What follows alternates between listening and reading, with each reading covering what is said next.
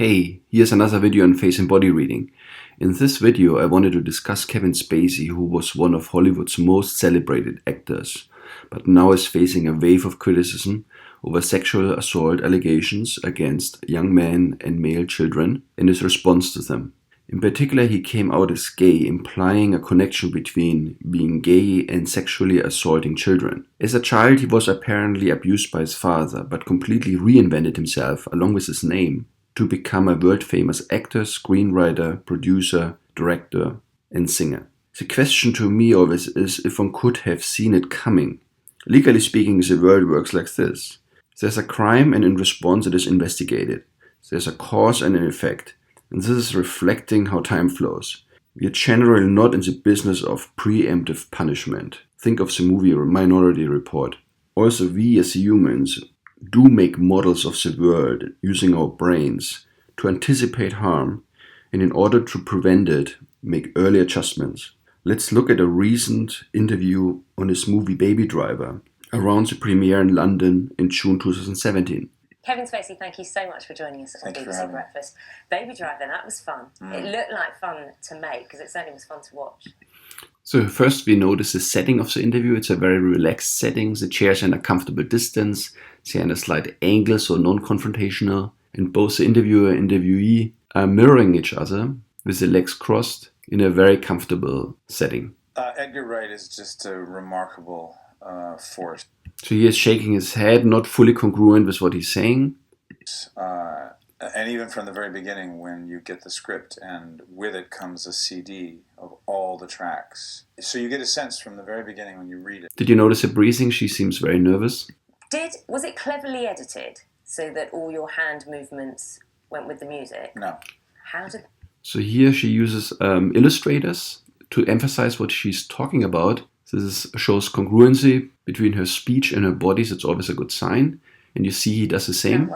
Essentially, in addition to getting that CD when you first read it, so he's using his hands. It extends to when you come to the set and you're in certain scenes. Edgar wants you to physically be moving to the rhythm of. So he's imitating the rhythm by moving his body left and right in his hands. Again, illustrators and supporting what he's saying. Music, so you have an earwig. Pointing to things. So here's a sort of his baseline when he's completely relaxed and he's in control.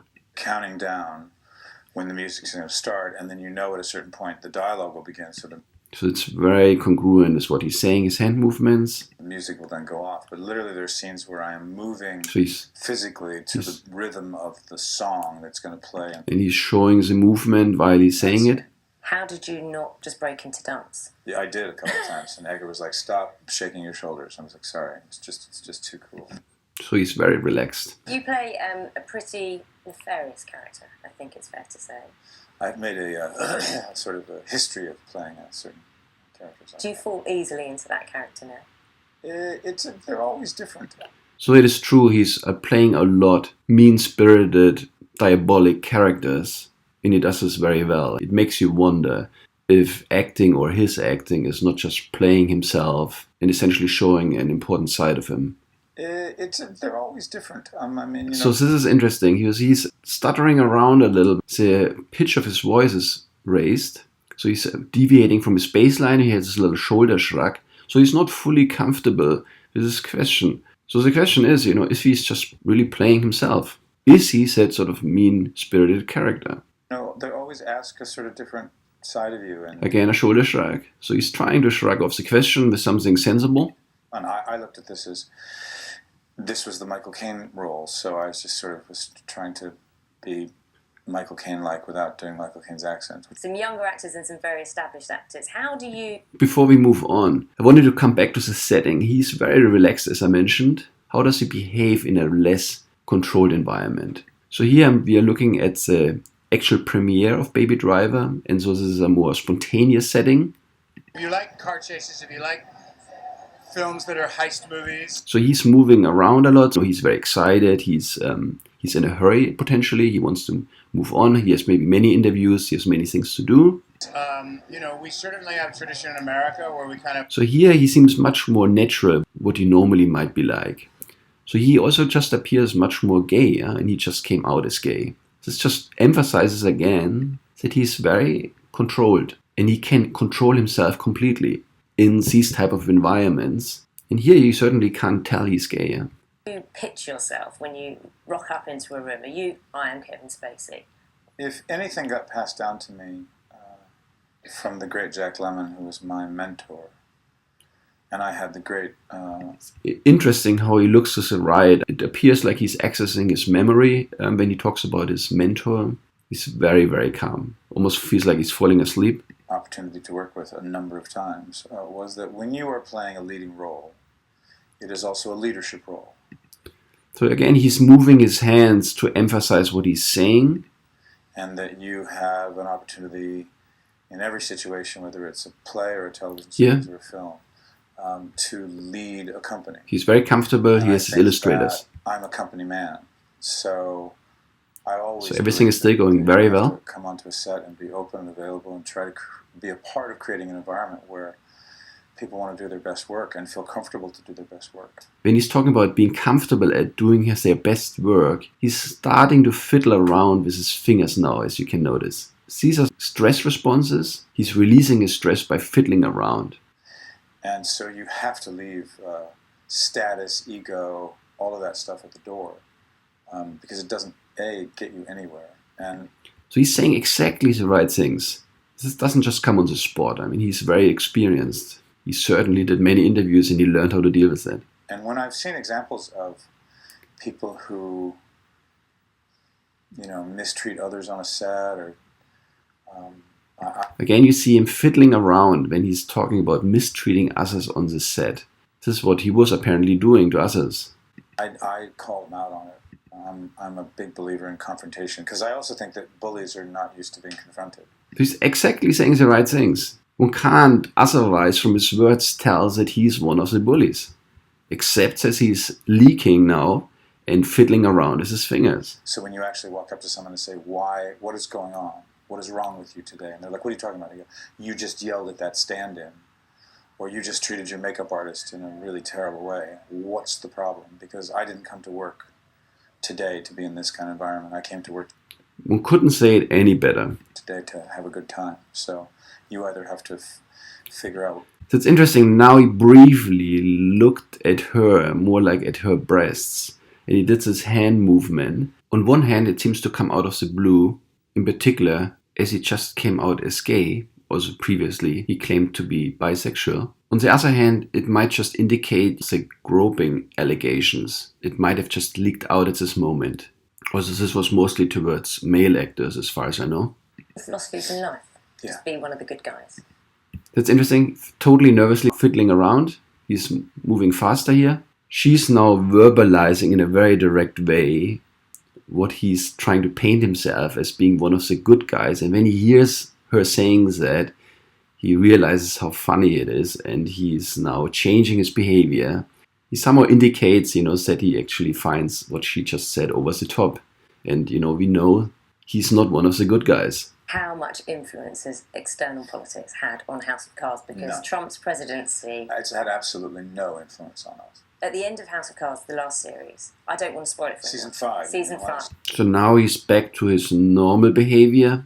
Very calm. He now uses the illustrators. Season 5, the one that's just come out. There is a twist, shall we say. So it's interesting when she says twist, he's touching his mouth with his finger. So it's like he's shushing himself. He's silencing himself. It's like an adapter. There's something going on with the word twist here. Apparently there's some twist. There was an expectation of the US election. She seems nervous and stressed a little bit. And it almost seemed that the House of Cards but overall doing very well. And that's what was reflected. He's very calm. I can only tell you this. We start writing our show. We figure out our characters we want to introduce. This plot so he's lines back to down, normal. all this stuff, and then we write it, and then we shoot it. So here I'm coming back to the idea of anticipating things. So one can do two more things. One can look at the handwriting, or in particular the signature in this case. And this is called graphology, trying to infer the character and even the health of someone based on the writing, keeping in mind that he completely reinvented himself. Kevin Spacey is obviously not his real name. Let's look at this very briefly. We notice immediately it's quite bold, it's quite cartoonish as well. And in particular, we notice the big S which is covering part of the last name, which could indicate a tendency to hide things. In particular, one could even interpret it as a phallic symbol. And then what we also notice are these blunt strokes downward. So here's the P going down and the Y. And even the K is not written as a K with an angle. It's basically two almost vertical lines. So these are blunt strokes, which might indicate a tendency to aggression. That kind of interpretation is easy in retrospect, when we know a lot from elsewhere. We can also apply ideas from Chinese face reading. Chinese face reading is thousands of years old, and it was started by Taoist monks who couldn't examine female bodies and so just had to infer things by looking at them and interpreting their health and their character. It's not completely unscientific. It's about trying to find correlations between facial features and character and health. Okay, so we can look at some photos and say always good and bad things in some sense about someone's face. Ideally, there's compensation of the negative things by the positive things. So the good things, well, he has these lines here on the side. These are almost like dimples. And this indicates, he's a very good talker. He's also very supportive potentially of others. He sees a little cleft in his chin, which is often a sign of seeking recognition or wanting an audience. This is often with actors like that. We also see the quite long earlobes and the quite large ears. They're close to the head. So this would indicate he's a good listener. He's also into long-term planning, signs of wisdom as well. These are all positive features. His round forehead would indicate he's quite artistic and also in touch with his feelings. These crow feet, these are lines which indicate a truthful smile. They're signs of being world open. However, the temple areas are also the areas of marriage and partnership. And these lines don't indicate that this person is good at monogamy or keeping one partner. And then there's these anger lines here. This area in Chinese face reading also reflects the parents. And this might indicate anger towards the parents. However, when you have these two lines, and this is quite well defined, this anger is turned into something more productive, into something focus-like. This can be a positive feature even, or it's turned into a positive feature. Another thing is these quite strong lines here around the nose. This is a sign of independence and having a purpose in life. So these are all positive things. On the negative side, and we don't see it so well in this picture, so maybe we see it slightly better in this picture, he has also slightly puffy eyes. On the positive side, this has also to do with financial security. Similar here with these little, they're called money bags in Chinese face reading. These are again positive signs. On the negative side, it means that this is a person who has had a strong influence from a critical female person, maybe his mother. All I know is that he was abused by his father, but we don't know the role of his mother. This is what it indicates when the upper eyelid goes above, hangs over the eye. So someone was very critical to him, but again he turned it into something which is about focus. So he did turn it into something positive. A person like that can also be very focused. He also has these bags under his eyes. And this is also a sign for someone who was very hard on himself, who worked very hard, long hours, had a lot of alcohol. So the eyes are sort of his negative part, but even that is a reflection of his focus and determination. Hope you liked the contrast of the analysis of the two interviews and his handwriting, in particular his signature and his facial features in terms of Chinese face reading. So it was a combination of various things. In summary, he's very controlled, he's very focused, and he's potentially hiding a lot, which he was in parts leaking in the interview when he said exactly the right things, but his hand movements indicated stress, and he was leaking, potentially said he wasn't saying the full truth. Okay, I hope you liked the video, and talk to you next time.